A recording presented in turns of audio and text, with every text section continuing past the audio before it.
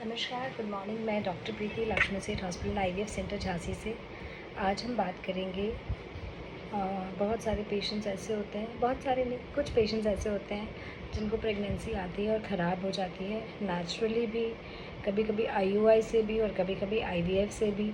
जो आईवीएफ से होती है उनको बहुत ज़्यादा कष्ट होता है बिकॉज ऑब्वियसली प्रेशस प्रेगनेंसी है। हम इतना सारा mental and emotional and financial सारी चीज़ें सहन कर रहे हैं, उसके बाद भी अबॉर्शन हो तो तकलीफ़ तो होगी और पेशेंट के साथ साथ हमें भी तकलीफ़ होती है और हम भी यही चाहते हैं कि किसी का ना हो। बट नॉर्मली जब आपकी प्रेगनेंसी प्रूवन होती है उसके बाद भी 10% लोगों में अबॉर्शन हो सकता है। इसलिए लेकिन अच्छी बात ये होती है कि जिनको प्रेगनेंसी आई है एटलीस्ट उनको वो पॉजिटिव चीज़ लेनी चाहिए कि प्रेगनेंसी आई तो है, because it is a positive sign. At least आपको प्रेगनेंसी आई है तो अब हम और थोड़ी सी चीज़ें बढ़ाएंगे और थोड़ा सा अपने आप से ध्यान रखेंगे तो चीज़ें और बेटर हो जाएंगी और अबॉर्शन के चांसेस कम हो जाएंगे। आज हम बात करेंगे फर्स्ट ट्राइमेस्टर अबॉर्शन की। फर्स्ट ट्राइमेस्टर क्या होता है? फर्स्ट ट्राइमेस्टर है शुरू के 3 मंथ्स। जब आपकी प्रेगनेंसी आए और शुरू के 3 मंथ्स में ही ख़राब हो जाए तो उसको फर्स्ट ट्राइमेस्टर अबॉर्शन बोलते हैं। बहुत सारी प्रेगनेंसीज ऐसी होती हैं जो कि आती हैं और अबॉर्ट कर जाती है without even beta HCG positive, without even urine becoming positive, without जबकि कोई साइंस भी नहीं आए और अबॉर्शन हो गया। ऐसा भी बहुत होता है।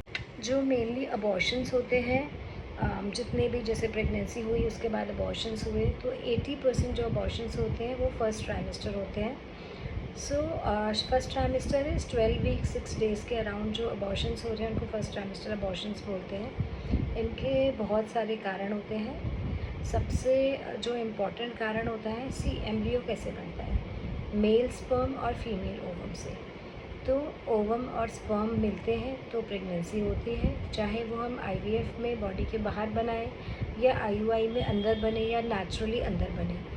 तो अगर हमारा स्पर्म डिफेक्टिव है, स्पर्म के क्रोमोसोम की प्रॉब्लम है या ओवम की क्रोमोसोम की प्रॉब्लम है तो यूजुअली वो 10 वीक्स से कम में अबॉर्शन में लैंड करते हैं। ये इसलिए भी है, भगवान ने वो बनाया है कि मतलब कोई भी अपंग बच्चा पैदा हो या कुछ और उसमें बड़ी प्रॉब्लम्स हो जो कि लाइफ से कंपैटिबल नहीं हो, बाद में तकलीफ़ हो, तो उससे बेटर है कि वो अबॉर्ट हो जाए। अगर 10 वीक से कम में अबॉर्शंस हो रहे हैं तो काफ़ी चांसेस हैं कि क्रोमोसोमल एनॉमली हो। तो उसके लिए 2 चीज़ें होती हैं। एक होता है POCs, जो हमारा पेशेंट प्रेग्नेंट हो रहा है, जो ख़राब है बेबी, उसका हम लोग क्रोमोसोमल एनालिसिस करा लें। बाई चांस वो मिस हो गया है तो फिर हम हस्बैंड वाइफ का क्रोमोसोमल एनालिसिस करा सकते हैं। ऑल्दो इसमें हमेशा बिल्कुल पूरी तरह पता नहीं पड़ता क्योंकि कई बार तो क्रोमोसोम में एनॉमली होती है, पता पड़ जाता है, कई बार म्यूटेशंस भी हो जाते हैं। तो वो जो जब हम कराएंगे अगर मदर और फादर में तो वो हमें पता नहीं पड़ेगा जो म्यूटेशंस हो रहे हैं उनके कारण। सेकेंड इम्पॉर्टेंट थिंग होती है इन्फेक्शंस। बहुत सारे इन्फेक्शंस होते हैं, ट्यूबरकुलर इन्फेक्शन होते हैं, क्लेमाइडियल इन्फेक्शन होते हैं, टॉक्सोप्लाज्मा इन्फेक्शंस होते हैं। एक टॉर्च टेस्ट भी पहले बहुत ज़्यादा कराया जाता था, अब तो कंपैरेटिवली रीसेंट स्टडी में आ गया है that it doesn't cause abortions, तो मेनली लोग नहीं कराते हैं, पर वो भी कई बार कारण होते हैं ऑफ अबॉर्शन। उसके अलावा जो कारण होते हैं अबॉर्शंस के वो होते हैं अगर पेशेंट को कोई प्रॉब्लम है, जैसे कि डायबिटीज़ है या हाइपरटेंशन है या कोई और प्रॉब्लम है, तो हमेशा कहते हैं कि जब भी आपको प्रेगनेंसी प्लान करना है तो आप अपनी बेसिक इन्वेस्टिगेशंस करा लीजिए। आईवीएफ वगैरह तो हम करते हैं तो पहले से बेसिक इन्वेस्टिगेशंस करा लेते हैं।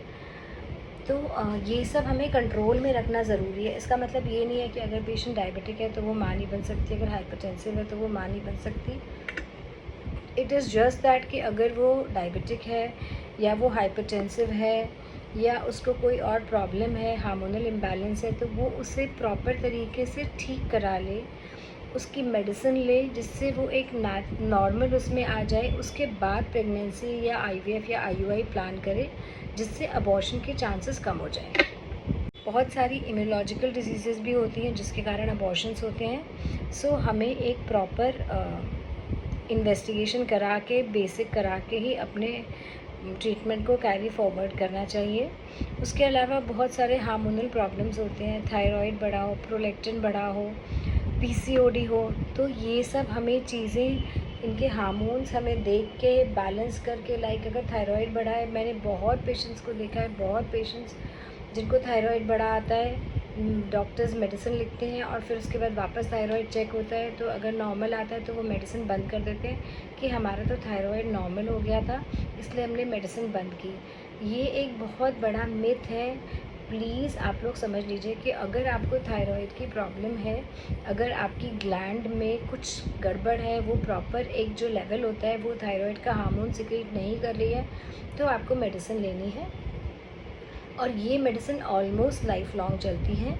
जांच हम लोग इसलिए कराते हैं जिससे हमें ये पता पड़े कि कितनी डोज से हमारा जो है वो बैलेंस में चल रहा है। सपोज़ हमने ज़्यादा डोज़ दी, हमने जितनी डोज़ दी उससे वो नॉर्मल रेंज में आ रहा है या नहीं आ रहा है, या फिर हमने कम डोज़ दी तो हमें डोज़ बढ़ानी पड़ेगी। सो इट्स दैट जब हमें अगर हमारा नॉर्मल लेवल में आ रहा है तो हमें समझ आ जाना चाहिए कि इतनी डोज़ हमारे लिए परफेक्ट है, सो हम इतनी डोज़ कंटिन्यू रख सकते हैं। बट यस, कई बार ऐसा भी हो सकता है कि हमें थोड़े दिन में हम फिर से, लेकिन थोड़े थोड़े दिन में चेक कराते रहना चाहिए जिससे हमें पता पड़ जाए कि हाँ हमारा इस चीज़ से बैलेंस ठीक है बिल्कुल थायराइड का। सिमिलरली प्रोलैक्टिन हार्मोन, तो अगर ये हार्मोन्स में गड़बड़ आ रही है, पीसीओडी में कुछ भी हार्मोनल इम्बैलेंस है, तो हम उसे ठीक कर लेंगे तो ज़्यादा बेटर रहेगा।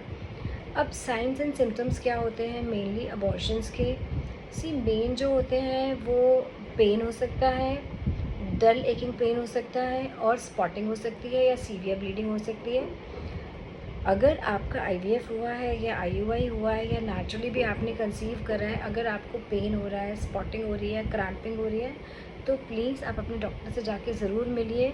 एंड ये बिल्कुल दिमाग से निकाल दीजिए। बहुत सारे पेशेंट्स आते हैं कि हमें तो ब्लीडिंग हो गई है, हमारा सारा ब्लड बेबी निकल गया, अब कुछ हो ही नहीं सकता। डिप्रेस मत होइए, स्ट्रेस मत लीजिए, because stress is an important cause for abortions.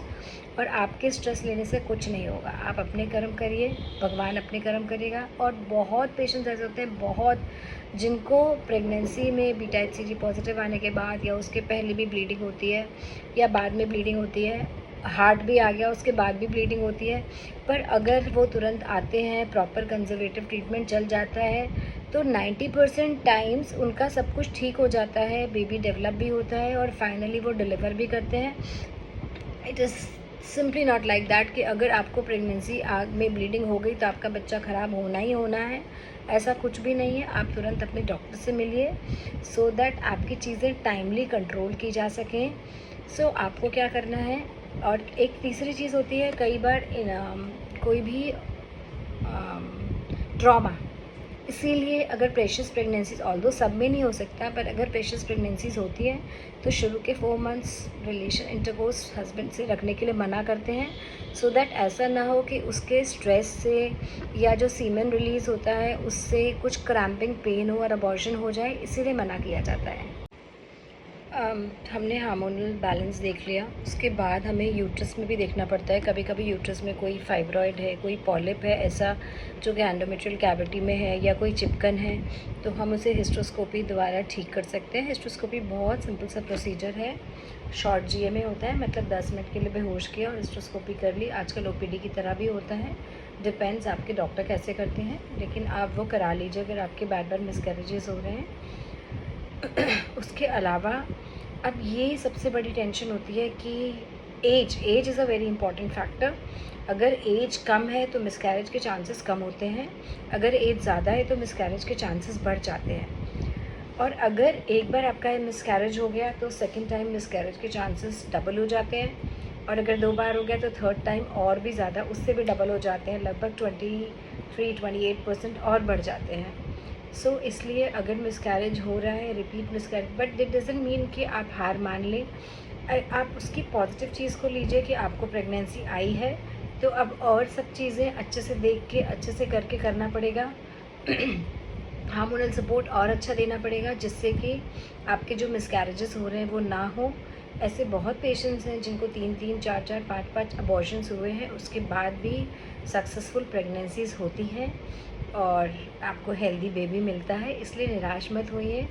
अपना प्रॉपर ट्रीटमेंट कराइए। और अगर आपके उसमें ये बिल्कुल दिमाग से निकाल दीजिए कि आपकी कोई गलती है।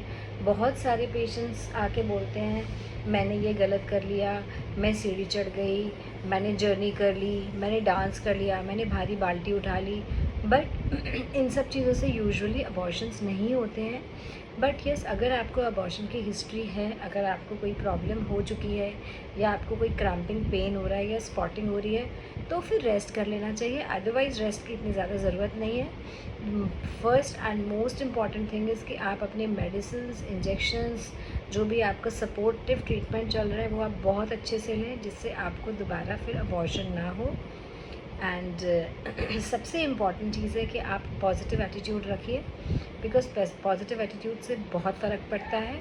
तो ये दिमाग से बिल्कुल निकाल दीजिए कि मेरा अबॉर्शन हुआ है तो मुझे बच्चे नहीं हो सकते। सबसे अच्छी बात यह है कि आपको प्रेगनेंसी आई है, इस चीज़ को पॉजिटिव एटीट्यूड लीजिए। आप इनफर्टाइल नहीं हैं, ऐसा नहीं है कि आपको प्रेगनेंसी नहीं आ रही है, आपको प्रेगनेंसी आ रही है, बस अबॉर्ट हो जा रही है। तो हमें थोड़ा उस पर वर्कअप करना पड़ेगा। जो जो प्रॉब्लम्स हैं पहले से हम करके उनको ठीक करके फिर आपकी प्रेगनेंसी प्लान करेंगे। तो ऊपर वाले ने चाहा, वो भी चाहता है कि आपको बच्चे हों, और हम मेहनत करते हैं तो अल्टीमेटली सक्सेस मिलती है। बाकी डिपेंड करता है। तो इसलिए पॉजिटिव रहिए, अपना ट्रीटमेंट टाइम से लीजिए, एंड ये दिमाग से बिल्कुल निकाल दीजिए कि आपकी गलती से मिसकैरेज हुआ है। Thank you, take care.